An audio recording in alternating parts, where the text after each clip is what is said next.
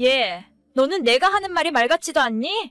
주말에 애들 데리고 한번 내려오라니까 왜 이렇게 말을 안 들어? 내가 꼭 이렇게 전화해서 싫은 소리를 해야겠니? 어머님, 애들 둘 다 주말에도 학원 다니고 공부하느라 바빠요. 방학하면 내려간다고 했는데 왜 이렇게 닥달을 하세요? 닭달, 혼자 사는 할머니가 손주 보고 싶다고 하는 게 닭달하는 거야? 너가 애들을 쥐잡듯이 잡으니까 공부만 하느라고 놀 시간도 없지. 학원만 보낸다고 부모 역할을 다 하는 것 같냐? 어머님 댁 한번 내려가려면 왔다 갔다 6시간 운전해야 해요.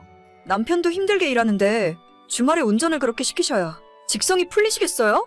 제가 애들 사진도 자주 보내드리고 영상통화도 얼마든지 하실 수 있잖아요. 한참 애들한테 중요한 시기고 애들이 먼저 공부에 집중하고 싶다는데 대체 왜 그러시는 거예요? 아니, 아무리 그래도 그렇지.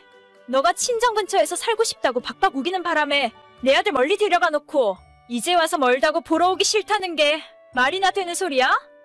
저희 결혼하고 산 지도 벌써 11년 됐어요. 제가 둘째 낳기 전만 해도 자주 내려갔었잖아요. 애들도 더 이상 할머니 안 찾고 자기 친구들이랑 놀고 싶어 해요. 너가 중간에서 애들한테 내 욕을 하니까 그렇지. 제발 그만 좀 하세요. 애들 학교 방학하면 학원도 방학하니까 그때 데리고 내려갈게요. 너가 문제야.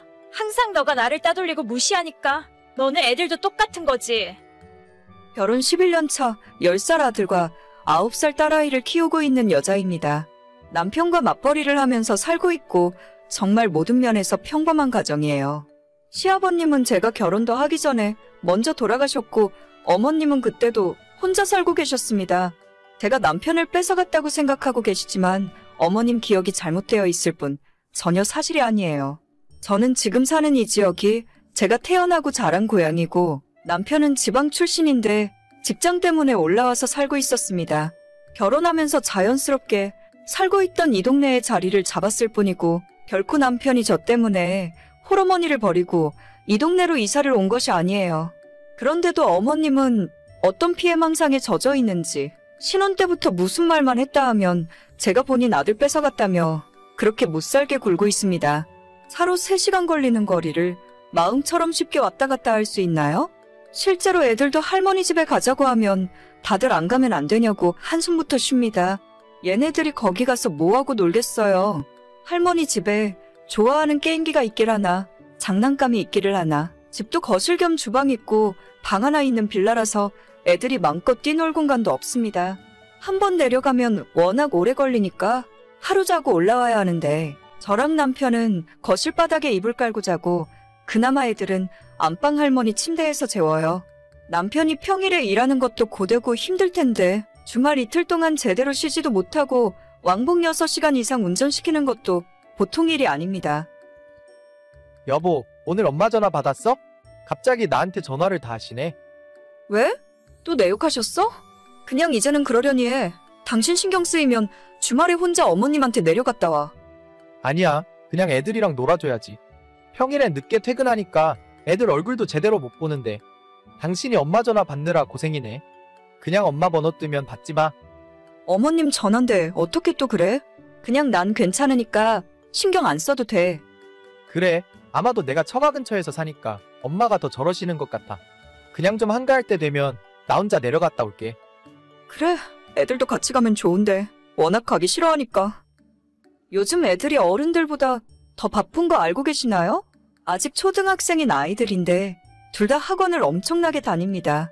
이렇게 이야기하면 제가 아이들에게 공부하라고 강요하는 엄마라고 생각하시겠지만 저희 애들 다니는 학원 중에 공부 관련한 학원은 수학학원 딱 하나밖에 없어요. 그것도 애들이 자기 학교 친구들은 다 다니는데 왜 나는 안 보내주냐고 해서 등록해줬습니다. 그 외에는 축구교실, 태권도 학원, 수영을 다녀요. 둘째는 얼마 전부터 수영 대신 피아노 배우고 싶다고 해서 피아노도 가르치고 있습니다. 절대 부모가 먼저 학원 다니라고 강요하는 시대가 아니라 아이들이 학교 친구들이랑 학원 정보를 교류하고 본인이 배우고 싶은 것을 스스로 선택하더라고요. 한 달에 들어가는 학원비만 해도 만만치 않은 돈이지만 저희 부부가 맞벌이를 하고 있어서 그럭저럭 학원비 걱정은 덜하고 있습니다. 저희 결혼할 때 혼자 사시는 시어머니한테 손을 벌릴 수가 없어서 시댁에서는 땡전 한 푼 받은 것이 없네요. 그나마 남편이 알뜰하고 경제 개념이 있는 편이라서 타지에서 혼자 자취하며 살았지만 결혼할 때 적지 않은 돈을 모아놨었습니다. 그뿐만 아니라 저희 친정에서 큰 도움을 주셔서 아이 둘 낳고도 크게 돈 걱정 없이 지금까지 살 수 있었어요. 하지만 시어머니한테는 괜히 마음 상해하실까봐 양가 부모님에게 똑같이 도움을 받지 않았다고 말씀드렸습니다. 그 당시 순진했던 제 입장에서는 어머님을 위한 배려라고 생각했는데 이제 와보니 굉장히 큰 오해를 하고 계시더라고요. 난 내일 저녁에 너희 집에 올라간다. 이번에 올라가면 일요일까지 있을 거야. 갑자기요? 저도 토요일에 약속 있고 애들도 주말에 다들 바쁠 텐데. 어차피 니랑 니네 애들은 나를 싫어한다며? 난 내 아들만 보면 그만이야. 그래도 집에 반찬 해놓은 것도 없고 이렇게 미리 말씀도 없이 갑자기 올라오시면 좀 곤란해요. 뭐? 내가 내 아들 집에 가는데 너 허락을 맡아야 해? 이런 배은망덕한 것 같으니라고. 내 아들이 뼈 빠지게 고생해서 먹여 살려놨더니만 고마운 줄도 모르고. 됐고, 내일 갈 테니까 그렇게 알고 있어. 네, 알겠어요. 미리 말도 없다가 전날 저녁에 갑자기 오신다고 하니까 솔직히 저는 좀 멘붕이었죠.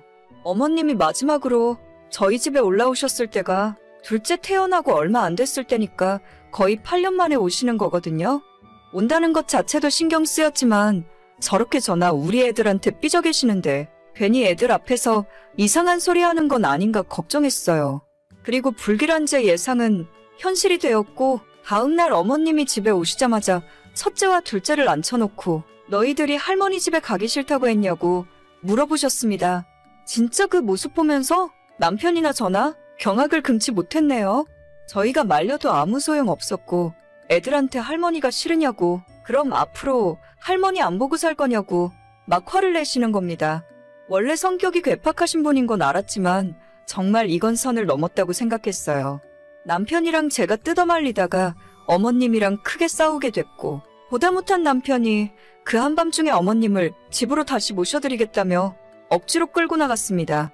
애들 앞에서 못 볼 꼴을 보여주게 되어서 너무 미안하고 속에서 화도 치밀어 오르더라고요. 놀란 아이들을 간신히 진정시키고 저도 안방으로 들어왔는데 그때 남편이랑 같이 내려가고 있던 어머님에게서 카톡이 왔습니다. 야, 이번에는 내가 그냥 내려가지만 너 그따위로 처신할 거라면 애들 데리고 너네 친정 가서 살아. 내가 우리 아들이랑 둘이 살 테니까 너는 너네 애들 데리고 나가서 살면 되겠네. 어머님, 뭔가 크게 오해하고 계신데요. 일단 이 집이 애들 아빠 집이 아니에요. 무슨 소리야? 우리 아들이 일해서 번 돈으로 산 거지. 니까짓게 나가서 벌어봐야 얼마나 벌어온다고? 공동명인이 그딴 소리 할 거라면 내 앞에서 안 통해. 아니 그게 아니라 저희가 사는 이 집은 저 결혼할 때 친정에서 해주신 집이라서요.